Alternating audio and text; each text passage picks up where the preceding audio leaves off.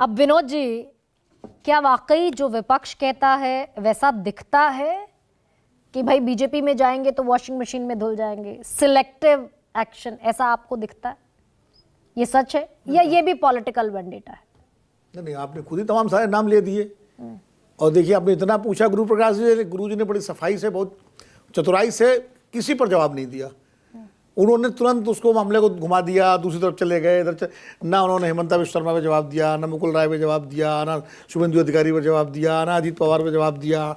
जितने नाम आपने लिए, कुछ नाम और भी हैं, और वो ठीक है, गुरुजी की मैं समझता हूँ। देखो, वो पार्टी के प्रवक्ता है, उनका काम है अपनी पार्टी का बचाव करना। उन्होंने बड़ी होशियारी से, बड़ी बुद्धिमत्ता के साथ और बड़ी परिपक्वता के साथ अपना पॉइंट ऑफ व्यू रखा और उस मुद्दे को उन्होंने डक कर दिया।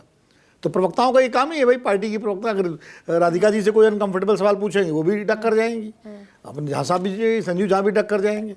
तो ये तो प्रवक्ता का काम है। लेकिन सच्चाई तो, नाम तो आपने खुद ही लिए।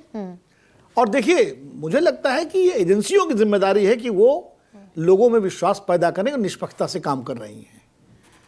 ये ठीक है, सुप्रीम कोर्ट ने 16 दल जब गए थे सुप्रीम कोर्ट, तो सुप्रीम कोर्ट ने कहा था भाई, इस तरह एक सामूहिक लेके हम कोई निर्णय नहीं दे सकते, आप इंडिविजुअल आइए कि कहाँ किसके साथ ज्यादती हो रही है, हम उस पर विचार करेंगे।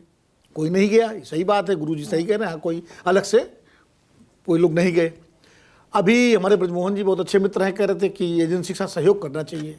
ब्रजमोहन जी उस समय शरद पवार जी के साथ थे। जब शरद पवार जी को ईडी ने संबंध दिया था तो सबसे ज्यादा विरोध यही लोग कर रहे थे उस समय। और शरद पवार जी ने कहा कि मैं आ रहा हूं, तो संबंध वापस लेना पड़ा। तो सहयोग, मतलब शरद पवार जी तो कर रहे थे, लेकिन तब स्टैंड दूसरा था।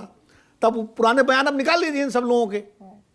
तो यही था कि ये बदले जो है विपक्ष के खिलाफ कार्रवाई हो रही है। तो दिक्कत ये है कि हमारे राजनीतिक दल बड़ी जल्दी अपनी पोजीशन बदल लेते हैं। सत्ता में जब होते हैं, फायदा हो जाता है क्या बीजेपी के साथ आने पर? मीनाक्षी लेखी कहती है संसद में सारे दल सत्ता में जब कांग्रेस की सरकार थी, तो जब भी सीबीआई का एक्शन होता था, चाहे वो गुजरात में हो, चाहे वो कहीं भी हो, तो तुरंत बीजेपी का होता था ये कांग्रेस ब्यूरो ऑफ इन्वेस्टिगेशन है। आज विपक्ष वही कह रहा है कि ये एजेंसियां सरकार के आदेश पे काम कर रही हैं। अच्छा, यानी कि कुछ नहीं बदला, ऐसा माने कि तब भी होता था, अब भी होता है, या अब ज्यादा होता है, तब कम होता था, तब ज्यादा होता था? सरकारी एजेंसीज जो हैं, CBI, ED, income tax, DRI, जो भी हैं, उनके अधिकारी कौन नियुक्त करता है? सरकार नियुक्त करती है।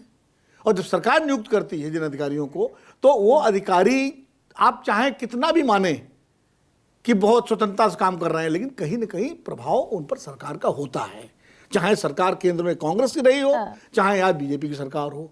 और कोई कहे कि नहीं होता है तो ठीक है, फेस वैल्यू आप कह दीजिए, लेकिन सच्चाई तो पॉलिटिकली फायदा होता है इसका? जैसे राज्यों में पुलिस पर राज्य सरकार का नियंत्रण होता है, और पॉलिटिकली फायदा होता है इसीलिए जब राज्यों में कोई घटना होती है तो पहली डिमांड उठती है सीबीआई इंक्वायरी करा लीजिए। क्योंकि मालूम है राज्य सरकार की पुलिस अगर करेगी तो निष्पक्ष जांच नहीं होगी, केंद्र सरकार की सीबीआई करेगी। तो यही स्थिति केंद्रीय एजेंसियों की हो जाती है जब वो। तो इसलिए मैं एक बार कह रहा हूं, ये जिम्मेदारी एजेंसियों की भी है कि वो इन आरोपों का प्रतिवाद अपने एक्शन से करें। वो कोई आकर के प्रेस कॉन्फ्रेंस नहीं करेंगे कि हम ऐसा नहीं कर रहे हैं, लेकिन उनके एक्शन से लगना चाहिए।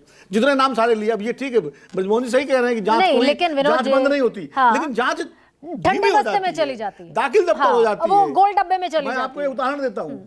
उत्तर प्रदेश का एक अनाज घोटाला, खाद्यान्न घोटाला, बहुत बड़ा घोटाला, सीबीआई हाईकोर्ट तक मामला गया, एफआईआर दर्ज हुई, आज तक उस पर कोई कार्रवाई इसलिए नहीं हुई कि उसमें जिन लोगों के खिलाफ आरोप हैं वो सुविधाजनक तरीके से कभी इधर कभी उधर, कभी इधर कभी उधर सपोर्ट करते हैं सिस्टम को। तो अजीत पवार यूपीए सरकार ने भी 10 साल, यूपीए सरकार ने भी 10 साल कुछ नहीं किया, ये सरकार भी 10 साल से है, उस पर कोई। एक उदाहरण दे रहा हूं मैं, रोहित पवार और अजीत पवार का जो मामला कंपेयर करने की कोशिश कर रही हूँ, क्या गलत कंपैरिजन है मेरा? तो भाई वो तो सामने है भाई। अजीत पवार पर तो स्वयं प्रधानमंत्री जी ने भाषण दिया था भोपाल में, कहा था कि जो है नेचुरली पास पार्टी उस 72,000 करोड़ घोटाले का, और उसमें ये सारे घोटाले कथित रूप से शामिल थे, कथित घोटाले।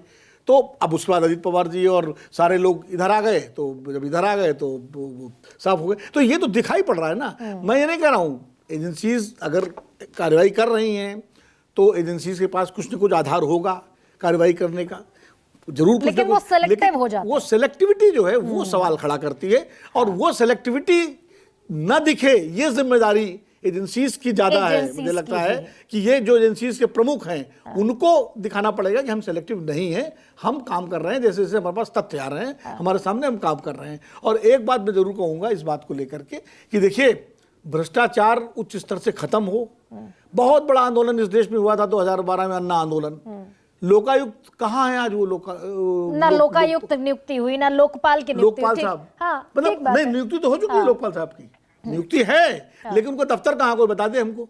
ये 6 प्रवक्ता बैठे हुए हैं, तो गुरु 5 प्रकाश, यही बता दे, ठीक है क्योंकि सर। हो गया आंदोलन, खत्म हो गया। ठीक है तो सर। भ्रष्टाचार को लेकर कोई सरकार गंभीर बन नहीं है। गई। और राजनीतिक दल और गंभीरता जो है उनकी खाली ये है कि हमारी कमीज तुम्हारी कमीज से ज्यादा सफेद है।